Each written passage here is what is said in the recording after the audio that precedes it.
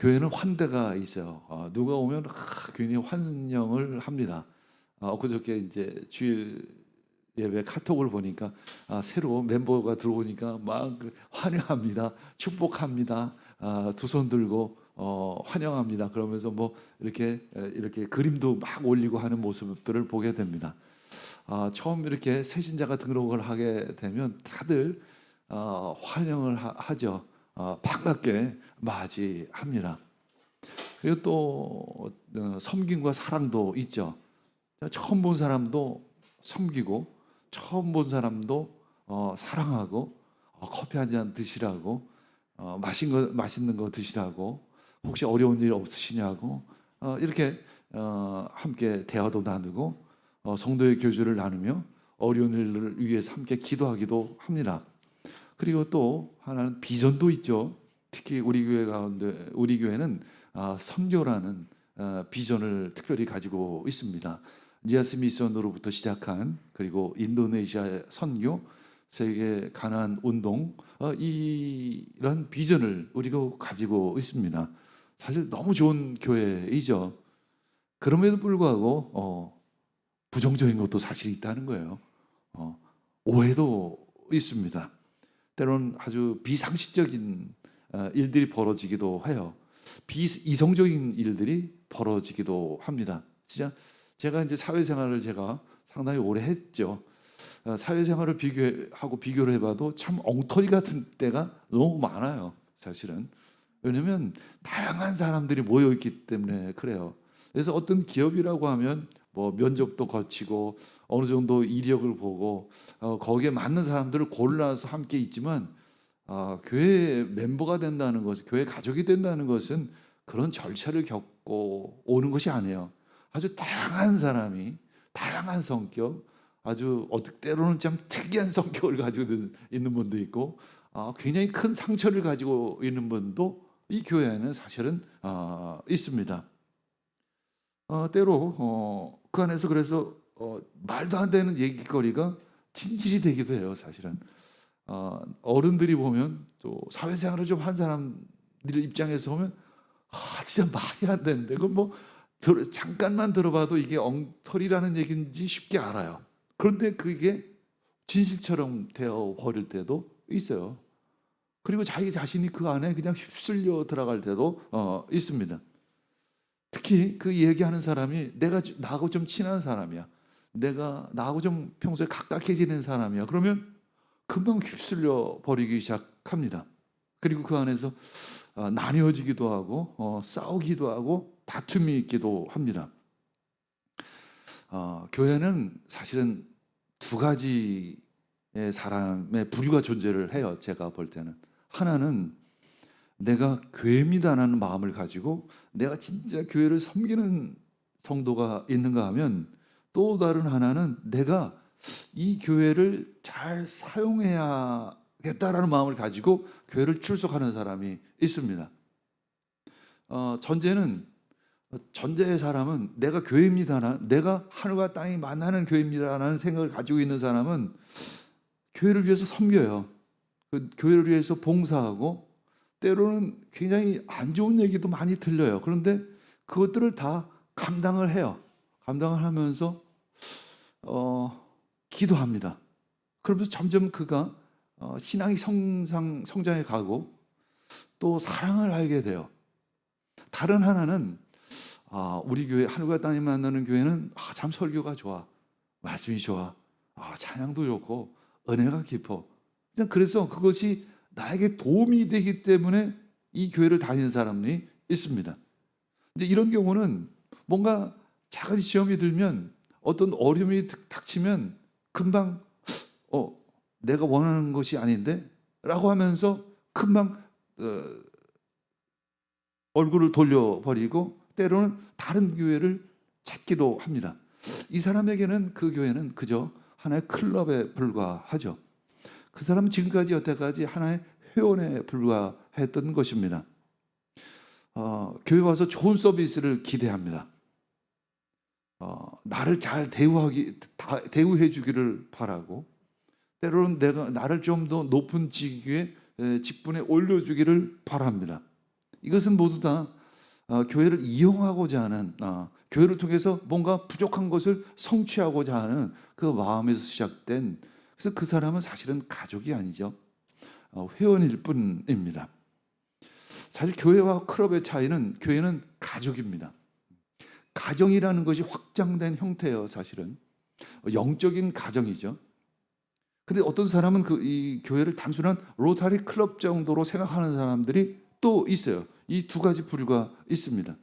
그래서 회원으로 생각하기 때문에 서비스가 제대로 자기 마음에 만족스럽지 않으면 금방 거부해 버리죠. 이분에게는 영영 진정한 공동체는 일 수가 없어요. 내게 있어서 교회는 도대체 무엇일까? 라는 것을 한번 질문해 보시기를 바랍니다. 내가 교회에서 어떤 것을, 내 목다 이룬 것을 성취하고자 하는 마음으로 교회를 다니고 있는 것은 아닌가? 내가 진급하고 출세하기 위해서 교회를 이용하려고 하는 사람도 때로는 사실이 있어요. 어떤 사람은 교회를 통해서 어떤 자기의 비즈니스를 하려고 교회를 출석하는 사람도 있습니다. 여러 가지 이유로 사실은 교회에 출석을 합니다. 중요한 것은 나는 어떤 마음으로, 어떤 자세로, 어떤 태도로 교회에 출석하고 있느냐 라는 질문을 해보아야 하는 것이죠. 에베소서 2장 21절 22절 읽겠습니다. 그리스도 안에서 건물 전체가 서로 연결되어서 주님 안에서 자라서 성전이 됩니다.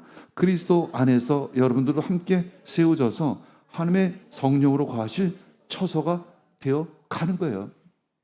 물론 시작은 다 그렇진 않아요. 시작은 처음에는 그냥 하나의 멤버로 참여하기도 해요. 시작 자체는. 그리고 등록 카드를 적기도 하고, 그래서 뭐 그냥 어색하기도 하고, 뭐 하여튼 뭐 이렇게 하면서 조금씩 성도들 간에 친해지기도 하고, 가까워지기도 하고, 또 교회가 익숙해지기도 합니다. 근데 결국은 내가 어떤 사람이 되어야 하냐면 하나님이 성령으로 거하실 처소가 되어야 한다는 거예요. 하늘과 땅이 만나는 교회가 다른 데 있는 게 아니에요. 여러분들이 하늘과 땅이 만나는 교회입니다. 내가 하늘과 땅이 만나는 교회예요. 그런 마음으로 교회를 섬길 때 시험이 와도 그것을 이길 수가 있어요. 여러분들 가정이 역시 그렇죠. 가정이라는 것은 쉽게 버리지 않죠. 여러분들이 굉장히 어려움이 와요. 가정에서도 굉장히 비상식적인 일들이 굉장히 많죠. 사실은 비이성적인 일들이 굉장히 많아요. 말도 안 되는 일들이 사실은 이 세상 어느 공동체보다도 많은 곳이 사실 가정이에요. 그렇죠? 남편을 한번 생각해 보세요. 진짜 말이 안 돼요. 사실은 내 아내를 진짜 말이 안 돼. 형제지간에 한번 말이 안 되는 일들이 그 안에 펼쳐져요. 근데 피를 나누는 형제이기 때문에 그걸 감당하죠. 그렇죠? 그걸 감당해요. 그걸 받아들여요. 그리고 그것을 이겨나가요. 근데 어느덧 그걸 10년, 20년 이렇게 그 가정생활을 하다 보면, 그런 상황에서 가정생활을 하다 보면 어떻게 되죠? 내가 성숙해지는 것을 발견해요. 사랑이라는 것이 이런 것이더라구나라는 것을 깨닫게 됩니다. 네 식구가 살면서, 아니면 5 식구가 살면서 그 안에서 그런 일들이 참 많죠. 뭐 아주 굉장히 사소한 일로도 싸웁니다. 설거지를 왜 안 하냐고, 왜 나만 설거지를 하냐고, 왜 나만 밥하고, 넌 맨날 TV만 보고, 내가 맨날 이렇게 이불 개고 너는 왜 이불도 안 개고, 도대체 왜 그러냐고, 아주 사소한 거 가지고 싸웁니다. 싸우면서 배워요. 싸우면서 인정하기도 하고, 싸우면서 그냥 용납하기도 해요. 그래, 내가 하자, 그냥 내가 하지, 이러면서 성숙해 가는 거예요. 굉장히 나이가 들어도 어린 사람이 어떤 사람이죠? 가정을 가정으로 여기지 않는 가장들이 있잖아요. 그냥 바람 피고, 그냥 뭐 책임지지 않고, 그냥 나이가 60이 돼도 뭐 빼꾸도 신고 어디 나이트클럽 다니면서, 그 사람에게는 처음부터 가정이라는 건 없었던 사람이에요. 사실은. 그렇죠? 처음부터 그 사람은 가정이라는 게 없었던 사람이에요. 그런데 어떤 사람은, 어떤 엄마는 참 그런 집을 지키는 엄마가 있어요. 그런 집을 지키는 엄마가 있어요. 그냥 뼈골이 빠지게 아이들을 키우고 양육하고. 그래서 나이가 이제 한 60이 됐습니다. 아이들이 한 30 이상 좀 철이 들었어요. 자녀들이 그 엄마를 진짜 생각하죠. 아, 진짜 내가 옛날에는 철이 없어서 우리 엄마가 그렇게 고생하는 걸 몰랐는데, 아, 진짜 우리 아버지는 맨날 빼꾸도 신고 나이트클럽 다니고 바람 피고, 그래도 우리 엄마는 우리 가정을 지켰어. 그러면서 그 사랑을 느끼는 거예요, 자녀들이. 그렇죠? 자녀들이 그 사랑을 배우는 거예요, 사실은. 누구로부터? 빼꾸도 신고 다닌 아빠로부터 배운 게 아니라 고생하면서 그 가정을 지킨 그 엄마로부터 사랑을 배우는 것입니다. 아, 사랑은 이런 것이로구나. 그 엄마 입장에서 사실은 그래요. 아, 내가 참 고생은 했지만, 내가 평생 30년 동안 진짜 엉터리 남편 만나가지고 고생은 했지만, 아, 그래도 내가 가정을 지켰지. 그래도 우리 아이들이 이렇게 잘 성장했지라는 것을 보면서 기뻐하는 것입니다. 근데 그 빼꾸도 신고 날라리처럼 다녔던 그 남자는 영원히 그에게는 사랑도 모르고, 그에게는 가정도 없고, 그는 공동체도 없어요. 두 가지 부류의 크리스찬인가 있고, 두 가지 부류의 성도가 있다는 것입니다. 여러분들 도대체 어떤 크리스찬이고 어떤 성도인지를 돌아보시기를 원합니다. 교회에서 가장 말이 많는 사람이 누구인지 아십니까? 뭔가 바라고 온 사람이에요. 뭔가 바라고 온 사람. 뭔가 교회를 통해서 뭔가를 이득을 얻기 위해서 온 사람이에요. 근데 그 이득이 채워지지 않으니까 불만을 하는 것이죠. 교회에서 어떤 이득을 얻고자 하는 마음 버리시기를 원합니다. 그 마음이 있는 한 그 교회는 여러분들의 가정이 되지를 않아요. 마치 내가 가정을 섬길 때 내가 가정을 통해서 뭔가 얻고자 하려고 하는 마음이 있는 사람이 별로 없을 거예요, 사실은. 그렇죠? 그죠? 가족이기 때문에. 그저 나도 가족 식구고 그러기 때문에 그냥 아파도 섬기고, 참 장애를 가진 동생들을 그냥 섬기는 거예요. 그저 섬기는 거예요. 이것이 관계입니다. 이것이 가족이에요. 그렇죠? 이것이 공동체인 것입니다.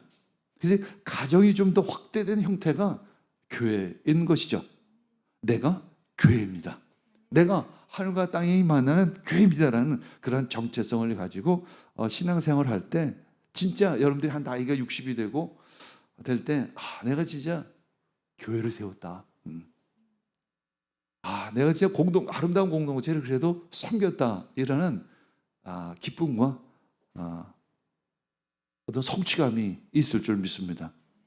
나는 왜 믿는가라는 책에 김영봉 그 목사님이 지은 책에 이런 내용이 있습니다. 그러므로 예수 그리스도를 주님으로 영접한 사람은 하나의 거대한 가족의 일원이 됩니다.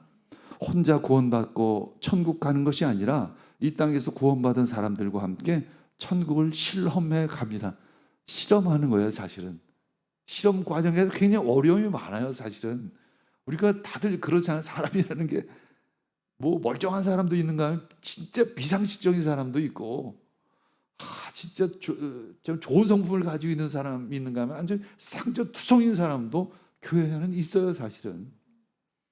그것이 바로 교회입니다. 한 지역 교회에 속하며 운명을 함께하는 이유가 바로 여기에 있습니다. 그렇게 이 땅에서 천국을 실험하다가 죽어서 하나님 나라에 이릅니다. 그때 그곳에 이르면 자신이 속한 하나님의 가족이 얼마나 대단한 것인지를 깨닫게 됩니다. 그런 고백을 하게 될 줄 믿습니다. 이제 3차 선교여행에서 돌아오는 바울의 모습을 보게 됩니다.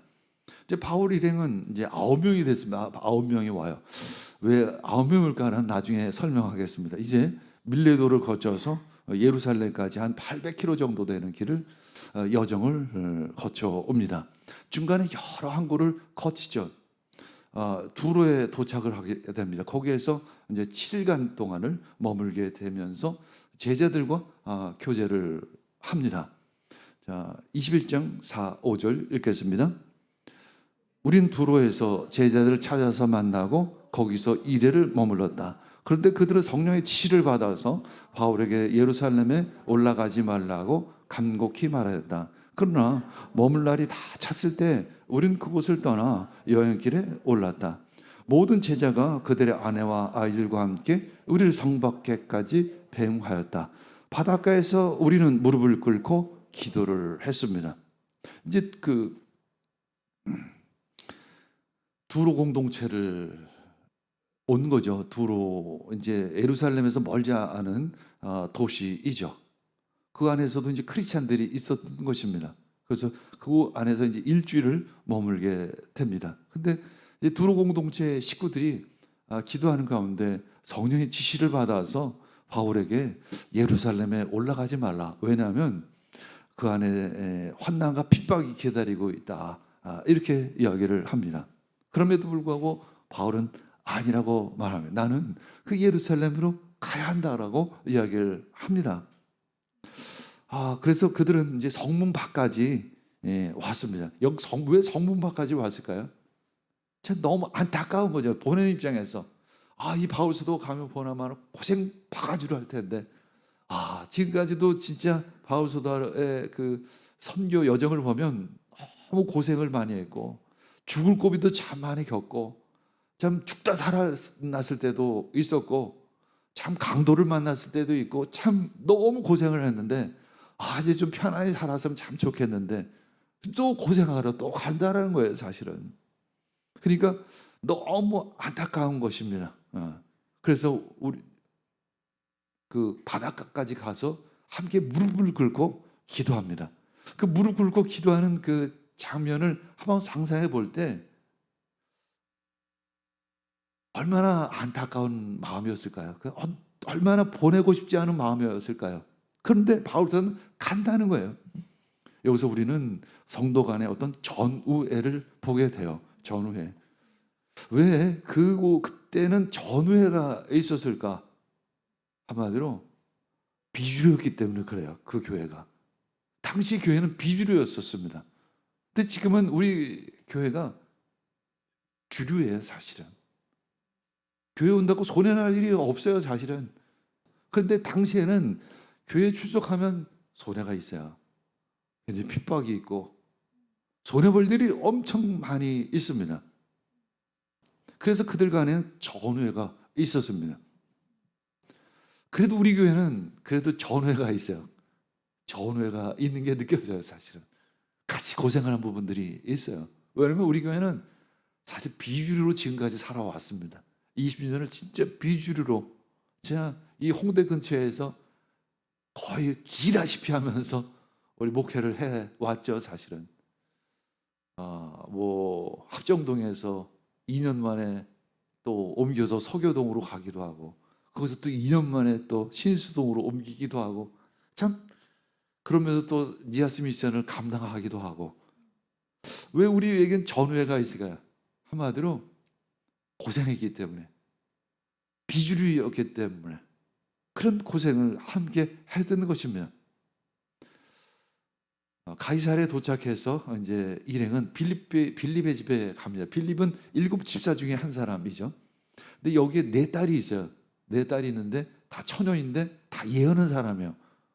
영적으로 아주 열려 있는 사람들입니다.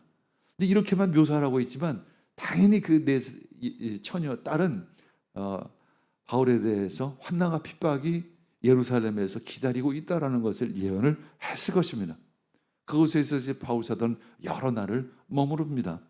그러면서 유대에서 어떤 아가보라는 선지자가 또 내려와서 예언을 해요. 21장 11절 읽겠습니다. 우리에게 와서 바울의 허리띠를 가져다가 자기 손과 발을 묶어서 말하였다. 유대 사람이 예루살렘에서 이 허리띠 임자를 이와 같이 묶어서 이방 사람의 손에 넘겨줄 것이라고 성령이 말씀하십니다. 이렇게 아가보 선지자가 예언을 하는 거죠. 있는 상황만을 그대로 얘기하는 거예요. 아가보스는 최소한 가라 가지 말라는 얘기는 하지는 않습니다. 단지 예루살렘에서 이 고난이, 핍박이, 박해가, 결박이 당신을 기다리고 있을 것이다라는 것만을 얘기합니다. 이것을 받아들일 때 우리는 그것을 어떻게 해석해야 할까요? 어떻게 해석해야 하죠? 어떻게 해석해야 할까요? 고난이 기다리고 있으면 당연히 피해야 할까요? 근데 바울 사도는 그게 아니라 고난이 기다리고 있는데 그 길을 가야 한다는 거죠. 바울도 예루살렘의 결박을 알고 있었습니다. 근데 그 십자가의 길을 선택을 하고 그 길을 가요. 그것이 바로 크리스찬입니다. 자, 20장 22절 읽겠습니다. 보십시오. 이제 나는 성령에 매어서 예루살렘으로 가는 길입니다. 거기서 무슨 일이 내게 닥칠지 나는 알지 모르겠습니다. 근데 나는 가야 합니다. 나도 잘 알고 있습니다. 박해나 핍박이, 결박이 나를 기다리고 있는지를 잘 알고 있지만 나는 성령에 매어서, 여기서 매었다는 것은 소의 여기 콧줄에 꿰어서 내가 끌려가고 있다는 것입니다. 하나님의 뜻에 따라 나는 그 길을 가고 있습니다. 이 바울 사도가 예루살렘에 가고자 하는 이유는 세 가지 이유가 있었어요. 첫 번째는 당시에 예루살렘에 큰 기근이 있었습니다. 그래서 예루살렘 교회 성도들이 굉장히 어려운 가운데 있었습니다. 그래서 바울 사도는 마게도니아 지역에 있는 교회에서 이제 헌금을 모아서 이 예루살렘 교회에 전달하는 일을 맡고 있었습니다. 그래서 이 9명의 그 이방 교회의 성도들과 함께 이 예루살렘 교회를 가고 있는 길이었죠. 이것이 첫 번째 목적이에요. 두 번째는 이제 그동안 10년 정도 예루살렘 교회를 방문한 적이 없었어요. 바울 사도 입장에서. 그래서 이 예루살렘 교회와 이방 교회가 상당히 간극이 있지 않을까 걱정을 하는 거예요. 예루살렘 교회는 주로 유대인들이 있는 교회이고 이방 교회는 헬라 사람들이 주로 있는 교회인데 이 사이에 굉장히 큰 성격의 차이가 분명히 있을 거예요. 그래서 그동안 바울 사도가 자신이 선교한 이방인을 대상으로 한 선교복으로 좀 해야 되겠다 라는 생각을 가지고 있었습니다. 왜일까요? 예루살렘 교회와 이방 교회가 하나님 안에서의 하나가 되어야 한다는 그 사명이 있었습니다. 그것이 하나가 되지 않으면 세계 선교를 하는데 굉장히 큰 장애가 될 것이기 때문에 그것을 바울 사도는 알고 있었습니다. 세 번째는 바울은 그리스도의 남은 고난을 자기 육체에 채우는 것이었습니다. 이제 분명히 어떤 결박이 올 것이라는 것을 알고 있었습니다. 하나님의 뜻은 뭐냐면 이 바울 사도를 결박을 해서 로마 황제 앞으로 데려가는 것이었습니다. 그래서 로마에 복음을 전하는 것이었죠. 바울은 이 차원이 다른 예언의 말씀을 마음에 품고 있었습니다. 하나님 어떤 더 큰 계획을 가지고 있다는 것을 바울은 어렴풋이 알고 있었어요. 골로새서 1장 24절 읽겠습니다. 이제 나는 여러분을 위하여 고난을 받는 것을 기쁘게 여기고 있으며 그리스도의 남은 고난을 그분의 몸 곧 교회를 위하여 내 육신으로 채워가고 있습니다. 바울은 이야기가 내 육신으로 그것을 채워가고 있다는 것입니다. 왜 고난 가운데 들어갈까요? 왜? 그리스도의 몸된 교회를 위해 자기가 들어가는 것이. 바울 사도는 입장에서는 참 힘든 일이에요. 사실은 시험들 일이죠. 그런데 바울 사도는 어떤 교회에 대한 정체성을 가지고 있냐면 내가 교회라는 정체성을 가지고 있는 거예요. 내가 교회를 세워야 한다는 그런 소명을 가지고 있는 것입니다. 21장 15에서 16절 읽겠습니다. 이렇게 거기서 며칠을 지낸 뒤에 우리는 행장을 꾸려서 예루살렘에 올라갔다. 가이사랴에 있던 제자 몇 사람도 우리와 함께 갔다. 그들은 우리가 묵어야 할 집으로 우리를 안내하여 나손이라는 사람에게 데려다 주었다. 그는 히프로스 사람으로 오래전에 제자가 된 사람이었다. 이제 며칠을 지낸 뒤에 예루살렘으로 올라가기 시작합니다. 이제 가이사랴 공동체에 있는 그 제자 몇 사람도 함께 예루살렘으로 올라갑니다. 그리고 이제 예루살렘으로 가면 나손의 집에 머물기로 이제 미리 예약을 해놓은 것이죠. 그러면서 그 예루살렘 길로 갑니다. 이 사명의 길을 걸어갈 때 함께하는 동역자가 있다는 것이죠. 그것이 바로 교회입니다. 함께하는 동역자가 있는 것이 바로 교회입니다. 제가 니아스를 가면 늘 듣는 이야기가 있어요. 서울팀이라는 얘기를 자주 듣습니다. 서울팀. 전 그것을 굉장히 좋게 여겨요. 패스터 김효철 목사라 왔네라는 얘기보다 서울팀이 왔네라는 얘기를 듣는 것이 저에겐 더 기쁨이 돼요. 공동체로 받아들이는 것이 더 기쁨이 됩니다. 누구 한 사람이 세워지는 것이 아니라 이 공동체가 함께 세워져 가고 이 공동체가 함께 그 일을 이루어가는 것이 더 큰 기쁨이죠. 21장 17절에 18절 읽겠습니다. 우리가 예루살렘에 이르니 형제들이 우리를 반가이 맞아 주었다. 이튿날 바울은 우리와 함께 야고보를 찾아갔는데 장로들이 다 거기에 있었습니다. 형제들이 환대를 했어요. 이것이 교회입니다. 환대하는 공동체가 바로 교회이죠. 우리는 처음 오신 분들, 힘드신 분들, 아프신 분들, 연약하신 분들, 가난한 분들 다 환대를 해야 합니다. 이것이 바로 교회입니다. 교회는 모든 분들이 함께 있는 것이 교회예요. 그래서 또 문제도 많습니다. 다양한 사람들이 있다 보니까 문제도 많이 있습니다. 문제가 많기 때문에 배우는 것도 참 많아요. 제가 지금 교회를 통해서 배운 것이 너무나도 많아요. 참 가지각색이다.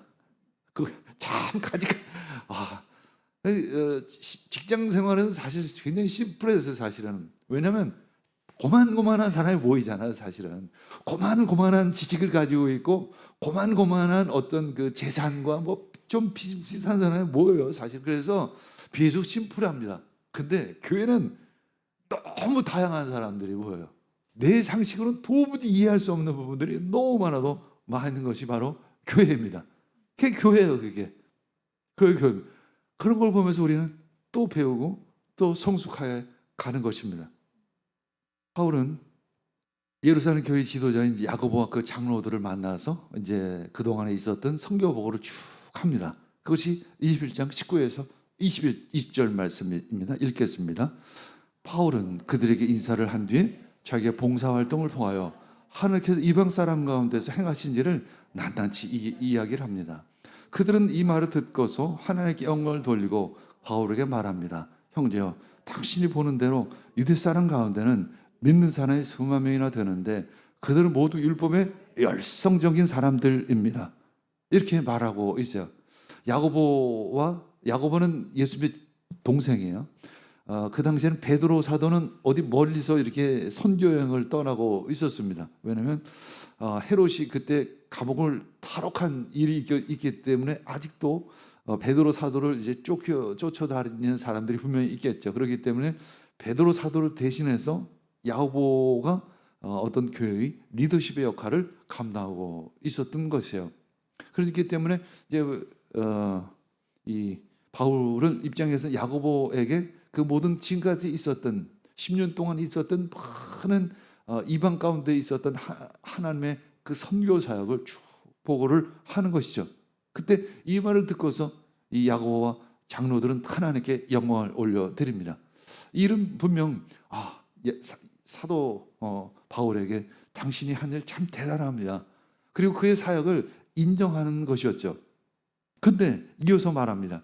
형제요, 근데 당신이 보는 대로 유대 사람 가운데 믿는 사람이 이제 수만 명이 됐다. 예루살렘 교회 이제 성도들도 이제 수만 명이 굉장히 엄청나게 많은 사람이 있는데 그들은 대부분 율법에 아주 열성적인 사람이다라는 거예요. 율법에 굉장히 열성적인 사람이라는 것입니다. 그들 가운데 당신에 대해서 오해가 있는 사람이 있다라고 이야기합니다. 21장 21절 읽겠습니다. 그런데 그들이 당신을 두고 하는 말을 소문으로 듣기로는 당신 이방 사람 가운데서 사는 모든 유대 사람들에게 할례를 주지 말고 유대 사람의 풍속도 지키지 말라고 하면서 모세를 배척하라고 가르친다는 것입니다. 이런 소문이 파다하게 지금 퍼져 있다는 것입니다.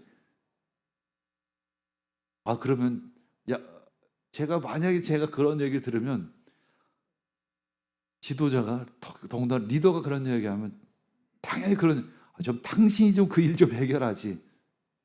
당신이 좀 그 일 좀 해결하지. 그걸 내가 여태까지 고생하면서 10년 동안이나 이방 사역을 해서 이방에 그렇게 교회를 세우고 지금 막 도착을 했는데 아니 굳이 나에게 그것을 해결하라는 거죠. 바울에게 그거 해결하라는 거예요. 쉽게 얘기해서. 이게 말이 되는 일인가요? 근데 바울은 그것을 받아들여요. 바울은 지금까지 이렇게 얘기했습니다. 그리스도인이 된 이방인들이 유대인들 사람처럼 될 필요는 없다. 당신은 당신의 문화를 지키면서 예수 그리스도를 믿으면 된다. 그러나 유대 사람들은 유대 사람들의 문화를 지키고 전통을 지키면 된다. 이렇게 말한 것 뿐이었습니다. 오해이죠, 사실은. 오해입니다. 바울 사도 입장에서 얼마나 사실 기분이 나쁠까요?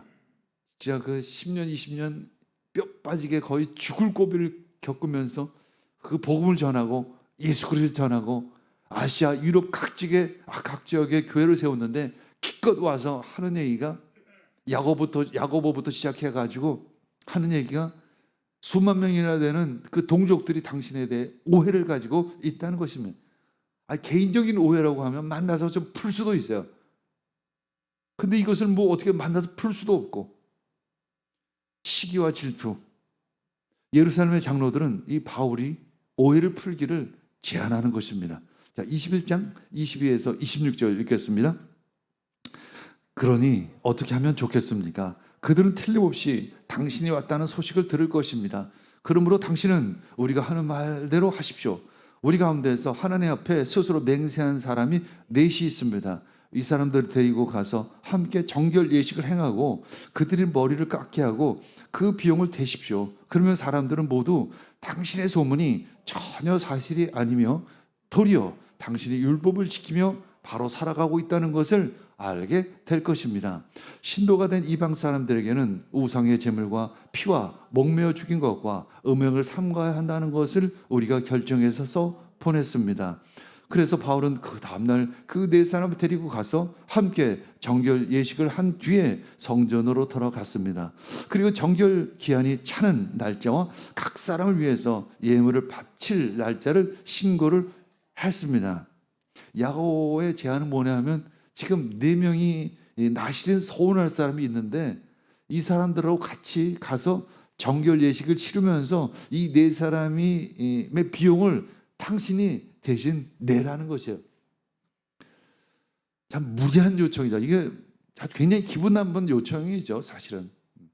근데 바울은 이 무리한 요청을 받아들입니다. 왜일까요? 왜 받아들일까요?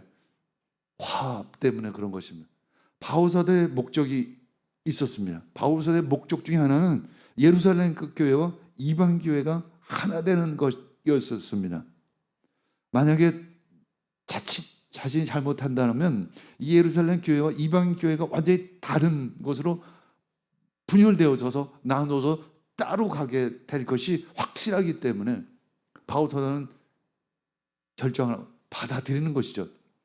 우리가 가끔 오해를 받을 때가 있어요. 제가 변명을 하고 싶을 때도 많이 있죠. 근데 우린 말하죠. 놔두라고. 왜냐하면 우린 사랑의 공동체이기 때문에 그래요. 우리가 똑같이 행동하면 안 되기 때문에 그런 것이죠. 그냥 내가 당할지라도 교회는 교회다워야 하는 것입니다. 그 이야기를 듣는 사람은 어떻게 하죠? 그러면 들을 만하니까 그 사람이 듣겠죠. 그 사람도 그 시험을 겪어야만 합니다. 그것을 견뎌야만 하나님의 사람이 됩니다. 그것으로 인해서 실족을 한다면 그것은 그 사람의 책임이에요, 사실은. 이제 여러분들은 다 큰 어른이잖아요. 더 큰 어른이요. 여러분들이 그런 거짓된 이야기, 그 잘못된 정보, 쓸데없는 얘기를 들었음에도 불구하고 그것을 그 안에서 잘 해결을 해야 해요. 믿음으로. 하나님 안에서, 하나님의 관점으로 그것을 감당해야 하는 것입니다. 그것으로 인해서 넘어지고 쓰러지고 엎어진다면 그것은 여러분들의 책임입니다. 지금 충분히 여러분들에게 가르치고 있어요. 여러분들은 충분히 설명하고 있습니다. 오늘 말씀으로도. 그렇다면 이 말씀을 되새겨야 하는 것이죠. 그러면서 모든 상황 가운데서 앞으로 벌어질 여러 가지 상황 가운데 내가 어떻게 처신을 해야 할 것인지를 판단을 해야 하는 것입니다. 쓰러지는 것도 여러분들 책임입니다. 넘어지는 것도 여러분들 책임입니다. 바울사도는 말합니다. 나는 할 일 다 했다라고 말합니다. 이제 책임은 여러분들 가운데 있습니다 라고 담대히 말하는 것이죠. 요한복음 17장 21절 읽겠습니다. 아버지께서 내 안에 계시고 내가 아버지 안에 있는 것 같이 그들도 하나가 되어서 우리 안에 있게 하여 주시옵소서. 그래서 아버지께서 나를 보내셨다는 것을 세상이 믿게 하여 주시옵소서. 바울은 우선순위가 있었어요. 화합이었던 것이죠. 하나됨이었으면 예루살렘 교회가 이방 교회가 하나가 되어야 하는데, 지금 가만히 보니까 느낌이 있죠. 바울서도 많은 얘기 듣지 않았겠어요? 그런 소문이 있다는 것도 이미 다 알았을 것입니다. 이게 찢어지면 절대 안 된다는 것을 바울서는 알고 있습니다. 이게 찢어졌으면 교회는 무너졌을 것입니다. 그 교회는 지금 우리에게까지 오지를 못했을 것입니다. 바울서는 이 문제를 해결해야만 했던 것이죠. 그래서 바울서는 그 십자가를 지금 지고 가는 것입니다. 그것이 바로 우리들의 몫인 것입니다.